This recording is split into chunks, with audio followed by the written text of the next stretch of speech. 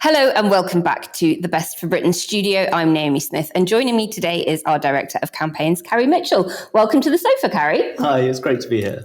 Now, we talked previously on this channel about the suite of legislation that is pretty terrifying and combined represents a major assault on our democratic rights and freedoms. And lots of you have been in touch with us to ask how you can help, how you can get involved, and who, if anyone, is scrutinising the government on this. Well, one committee, colloquially known as PACAC, or to give it its official name, the Public Administration and Constitutional Affairs Committee, has launched an inquiry into one of the bills, the Elections Bill. And we have spent most of the summer together with our partners at Hope Not Hate, the anti-fascism organisation, coordinating civil society, pressure groups, trade unions, opposition parties and others in a coordinated response to that inquiry, and also to figure out how we're going to lobby against this bill when it comes to Parliament later in the summer. So the PACAC inquiry is important, and Carrie's going to be here to tell us all about it. But Carrie, let's start with the good bits of the bill. What bits in it are you actually happy with? We support giving the vote to overseas British citizens who up to now haven't been able to vote in UK elections. We support making polling stations more accessible for disabled people, and we support new penalties for people who harass candidates and campaigners at elections. Yeah, of course, right. So as is often the case, there are good stuff being put forward in the legislation, but there's also quite a bit of bad. So let's get on to the bad. We know that requiring voters to bring ID to polling stations has got a lot of media attention and seems to be a part of the bill that has had a lot of focus. But what are the parts of the bill that really worry you? And maybe we can take those in turn. What does the bill aim to do to the independence of the regulator? Well, the bill takes it away. The bill gives the Secretary of State the power to direct the Electoral Commission and tell it what it should and shouldn't focus on. So it takes away the independence of the regulator of politics. And why is it important for the regulator to have independence from political interference? It's really important.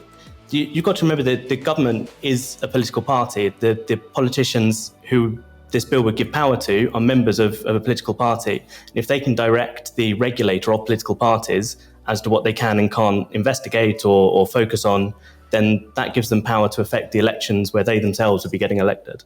So could this bill ultimately end up putting the UK in a situation where its so-called independent regulator really isn't that independent of government power? Well, voters can only trust the democratic system if the processes and the system itself is trustworthy. And the people overseeing those elections aren't likely to be interfered with, have pressure applied to them, or be in fear of how the government might react to something. That's right. If the regulator is worried or scared of holding the government to account, then it's not really an independent regulator at all. Now, the bill also seeks to regulate election expenditure differently. This sounds like it should be a good thing. It should be, and it's important that elections are transparent and we all know who is spending what to influence votes. But there are key bits of this bill that are quite worrying.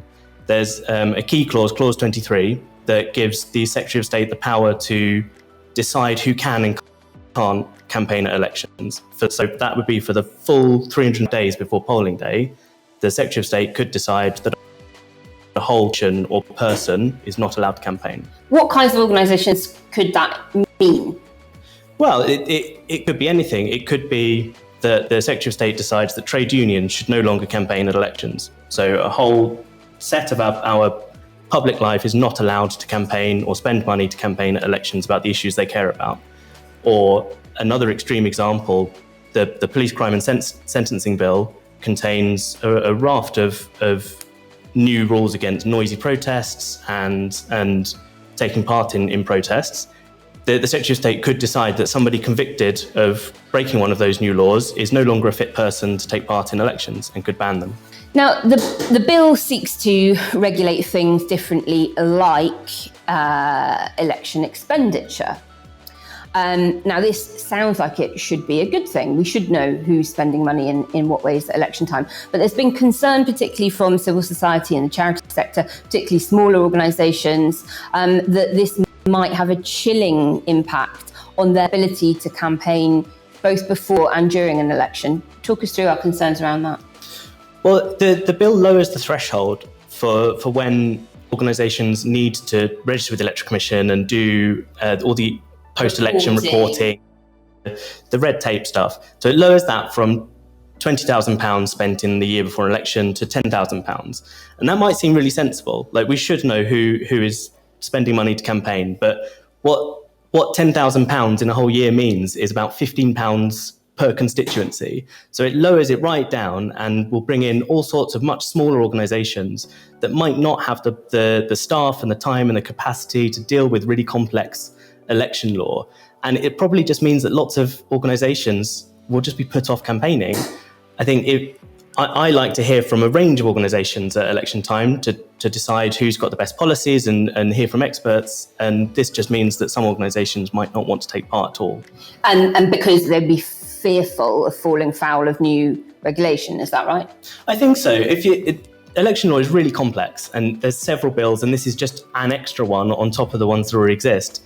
And if you don't have a huge experience, most charities and small campaigners, they're doing other campaigning outside of election time, and the work they do at election time is additional.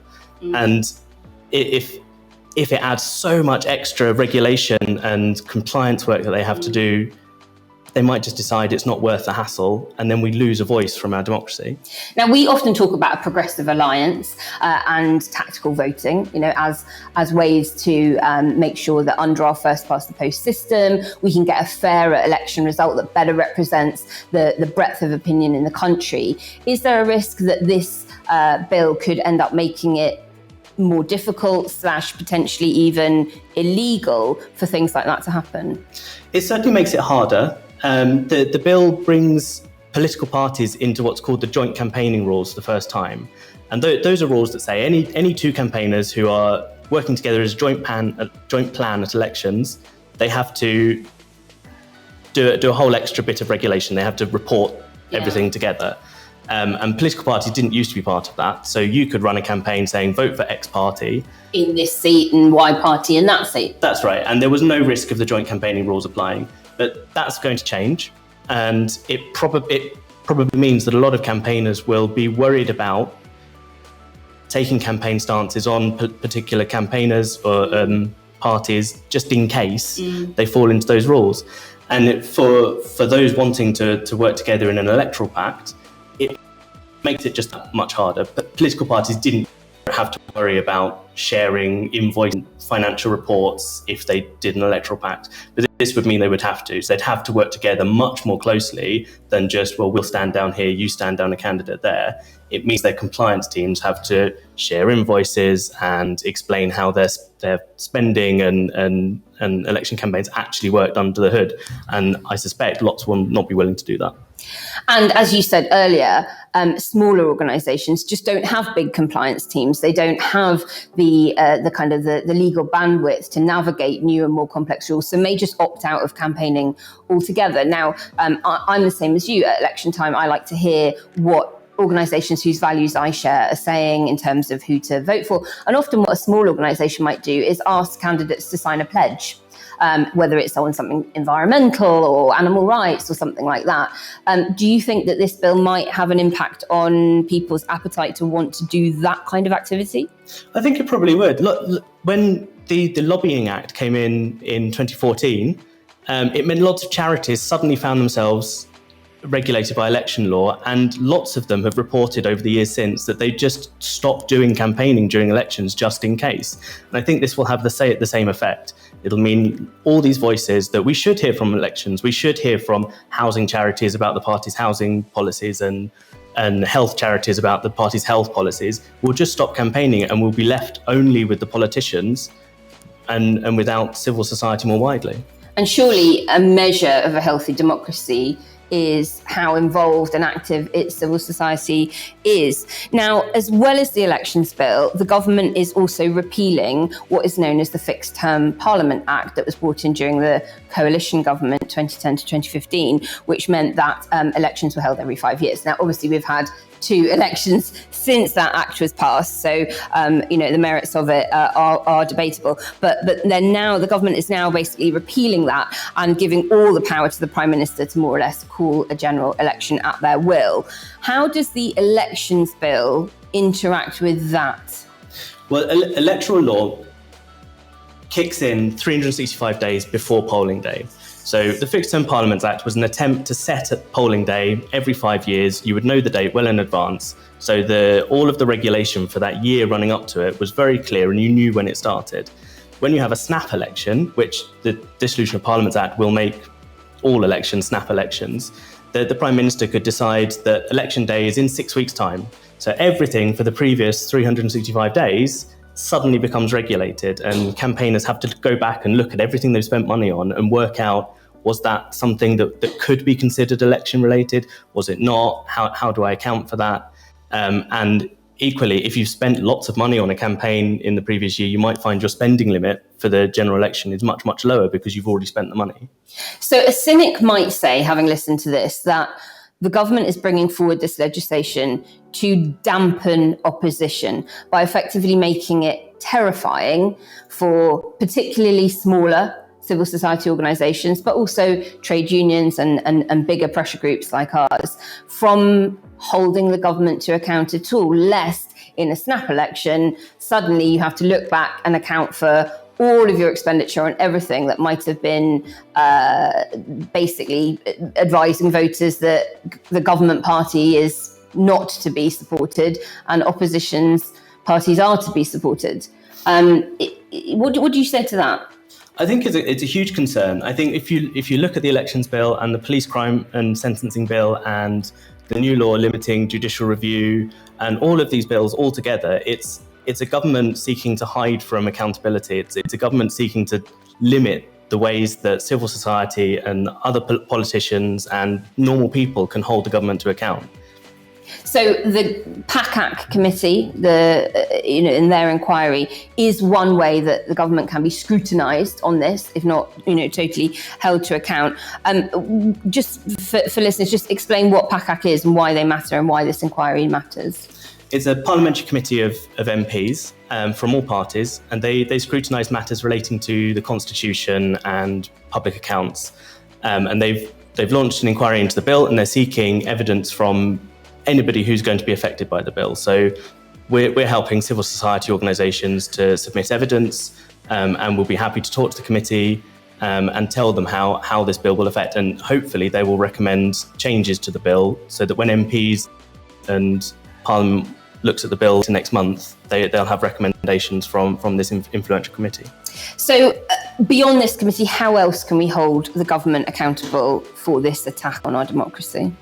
Well, and everyone can write to their MP. The bill's going to be back in Parliament for its second reading on the 7th of September. So before that, it would be great if everybody could write to their MP and tell them why they're concerned about it and ask their MP. So how can people do that? If they're listening, what's the best way for them to write to their MP about this? If you go to bestforbritain.org/better democracy, you can send a really simple, quick message to your MP using our... So bestforbritain.org/better democracy. And finally, if viewers want to get involved and help us more broadly with everything, how can they do that? Sign up. Sign up to Best of Britain. You'll hear all about our campaigns. Follow us on social media as well. Share these kinds of videos. Get everybody active and involved. Well, Carrie, thank you very much for joining me today for that whistle-stop tour through the bill and why it needs amending. And a big thanks to everybody watching online. We're going to see you again very soon.